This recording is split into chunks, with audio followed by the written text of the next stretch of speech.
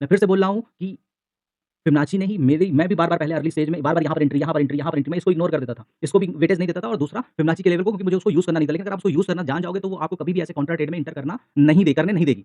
तो क्या करना रहता है बहुत ईज़ी है। बस आपको फिबोनाची के पे लेवल आपको कुछ इस तरीके से आपने फिबोनाची का टूल है, फिब रिट्रेसमेंट आप उस पे क्लिक करोगे। जो भी मार्केट ने हाई बनाया है और जो भी स्विंग का लो है वहाँ तक आपको ड्रैग कर देना है, ठीक है? और जब इस तरीके से ट्रेंडिंग डाउन ट्रेंड में मार्केट जा रही हो, मूविंग एवरेज जा रहा हो, तो उस केस में आपका ट्रेड कब बनेगा? जब मार्केट 0.38 के लेवल के ऊपर क्लोज़ करना स्टार्ट कर देगी और ऊपर पास में कोई रेजिस्टेंस नहीं होगा। बड़ी चीज़ बोल रहा हूँ, ऊपर पास में कोई भी रेजिस्टेंस नहीं होगा, उस केस में ही आप यहाँ पर बुलिश ट्रेड प्लान करेंगे, अदरवाइज़ आपको प्लान नहीं करना है।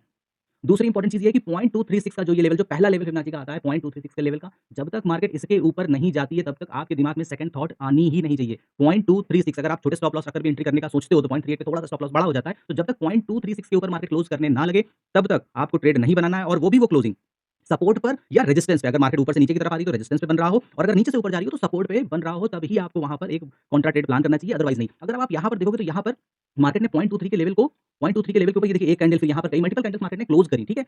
लेकिन सपोर्ट मार्केट का ये था।